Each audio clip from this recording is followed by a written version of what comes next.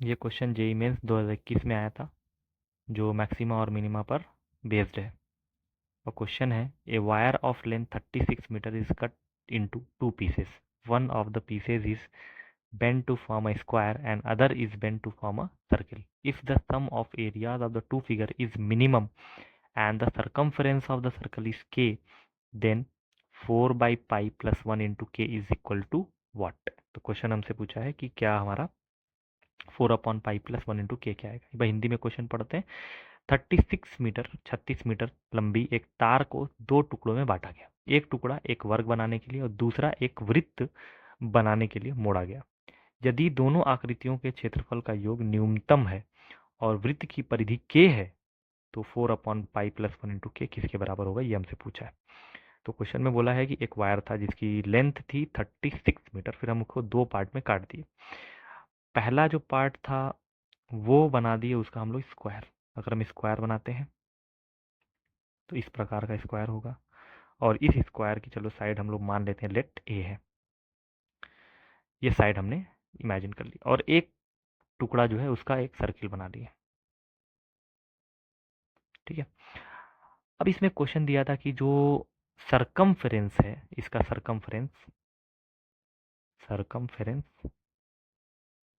या उसको हम लोग परिधि कहते हैं, जो परिधि दी थी वो के दी थी। अब जब तार काटेंगे तो ये इसको जब मोड़ेंगे तो ये उसकी परिधि का ही रूप ले लेगा। और अगर हम लोग इस वृत्त की रेडियस जो है आर मान लेते हैं, तो ये सरकमफ्रेंस है के बराबर फॉर्मूला आ जाएगा 2 पाई आर, क्योंकि परिधि जो होती है 2 पाई आर होती है, और वही सरकमफ्रेंस को के बोला है। अब अगर पहला हिस्सा जो कटा हुआ 36 मीटर का पहला हिस्सा के लेंथ में चला गया, क्योंकि परिधि के है तो फिर वही लेंथ हो गया हमारा। तो अगर इसका के लेंथ हुआ तो फिर इस पूरे की जो लेंथ आएगी, मतलब इसकी जो परिधि आएगी, इसका भी सरकमफ्रेंस आएगा जिसको पेरीमीटर कहते हैं। तो इसका जो पेरीमीटर आएगा वो कितना आएगा, वो हमने देखा 36 टोटल था और उसमें के माइनस करते थे। तो इसका पेरीमीटर आ जाएगा 36 माइनस के, क्योंकि इसका पेरीमीटर या इसका सरकमफ्रेंस के था। तो इसमें लेंथ अगर के यूज हुई तो बचा हुआ लेंथ हमको स्क्वायर बनाने में यूज होगी।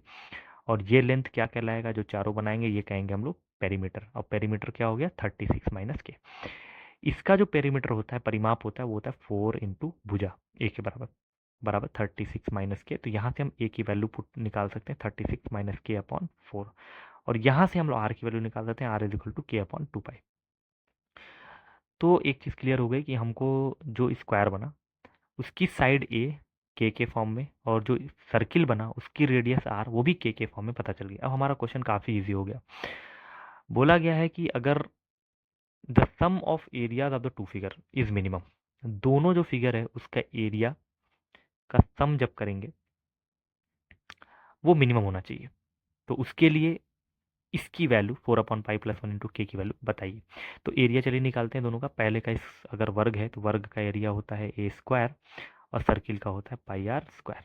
वैल्यू को पुट कर देते हैं, ए की वैल्यू हम निकाल चुके हैं, तो ए की वैल्यू आ गई कितनी, 36 माइनस के अपॉन 4 का whole square, plus pi r square, तो पाई आर का स्क्वायर, आर की वैल्यू ये रख देते हैं स्क्वायर करके, तो हो जाएगा के स्क्वायर अपॉन इसका स्क्वायर करते हैं 4 पाई का स्क्वायर। पाई से एक पाई कट जाएगा तो हमारे पास एरिया क्या आ जाएगा, वो भी के फॉर्म में आ जाएगा। तो आ जाएगा 36 माइनस के अपॉन 4 का होल स्क्वायर प्लस के स्क्वायर बाई कितना बचा, 4 पाई। अब अगर हमको एरिया को मैक्सिमाइज या मिनिमाइज करना है तो ए डैश निकालना पड़ेगा, और फिर ए डैश निकाल के उसकी वैल्यू जीरो करनी पड़ेगी। सबसे पहले ए डैश, तो ए डैश के निकाला जाए, अवकलन किया जाए, तो क्या आ जाएगा के रिस्पेक्ट में। तो ये तो पूरा एक फलन मान लेते हैं, और इस फलन का स्क्वायर है, तो स्क्वायर का फलन क्या होता है, अवकलन क्या होता है, 2 टाइम्स 36 माइनस के अपॉन 4। ये तो हो गया। इनटू अब बचा हुआ अंदर का पार्ट होता है ये 36/4 और -k/4। 36/4 का तो जीरो हो जाएगा, -k/4 का भी अवकलन करना पड़ेगा, तो -1/4 आ जाएगा। प्लस इसका अवकलन किया है के स्क्वायर का 2k अपॉन 4 पाई। अगर हम 2 से 2 काट दें तो हमारे पास ये आ जाएगा, और इसको भी काट दें तो ये हमारा 2 आ जाएगा। इसको थोड़ा सा मल्टीप्लाई करते हैं, -36 minus k upon 4 to the 8 हो गया, प्लस ये हो जाएगा के अपॉन कितना 2 पाई। अब जो एरिया का डेरिवेटिव आ गया, अवकलन आ गया। तो मैक्सिमा मिनिमा के लिए ए डैश एक्स को हम लोग, या ए डैश के जो आया उसको हम लोग क्या करते हैं, ज़ीरो करते हैं। तो ए डैश के बराबर क्या रख दिया जाए, ज़ीरो रखने पर, क्योंकि जब ए डैश के जब ज़ीरो रखेंगे तब हमारी वैल्यू या मैक्स या मिन हो जाएगी। जो भी चीज़ का हम लोग अवकलन ज़ीरो करते हैं उसी की वैल्यू मैक्स या मिन आती है। तो हमसे बोला था एरिया मिनिमम कर दो, तो एरिया को मिनिमम करने के लिए एरिया के अवकलन का ज़ीरो करना पड़ेगा। अब इसको ज़ीरो करेंगे तो वैल्यू क्या आ जाएगी, -36 minus k upon 8 plus k upon 2 pi is equal to 0। अगर ये माइनस उधर लेके चले जाते हैं तो प्लस हो जाएगा, या मल्टीप्लाई कर लेते हैं, बेसिकली काफ़ी इजी हो जाएगा। तो इसको मल्टीप्लाई करते हैं और इससे डिवाइड भी कर लेते हैं। तो क्या आ जाएगा देखिए, नहीं इसको इधर ही कर लेते हैं, ज़्यादा बेटर पड़ेगा। K upon 2 pi is equal to, इसको इधर कर लेते हैं, माइनस से पूरा पार्ट उधर जाएगा, 36 माइनस के अपॉन 8 आ गया। अब यहाँ से ये कटेगा या 8 उधर जाएगा तो हो जाएगा 8 के अपॉन 2 पाई बराबर 36 माइनस के। तो 8 कटेगा तो 4 के आ जाएगा, तो 4 के अपॉन पाई, इधर भी के है तो हम इसको प्लस करके के कर लेते हैं, बराबर 36 आ गया। तो यहाँ पे अगर हम लोग के को बाहर निकाल दें तो आ जाएगा 4/पाई+1 इज इक्वल टू 36। और क्वेश्चन अगर देखा जाए तो हमको शायद यही निकालना था कि 4/पाई, देखिए यहाँ पे 4/पाई प्लस के की वैल्यू क्या होगी। और हम लोग वही प्रोसेस कर रहे थे कि एरिया को न्यूनतम करने के लिए, मिनिमम करने के लिए हम लोग ए डैश की वैल्यू को ज़ीरो रख रहे थे। तो ए डैश की वैल्यू ज़ीरो रखने पर हमारी सिर्फ यहाँ तक पहुँचे हैं। तो हमको यही पूछा था क्वेश्चन में, तो हमारा ये आंसर फाइनल यहीं पे आ गया, के इंटू 4/पाई+1 इज इक्वल टू 36। तो फाइनल आंसर हमारा क्या आ गया, 36।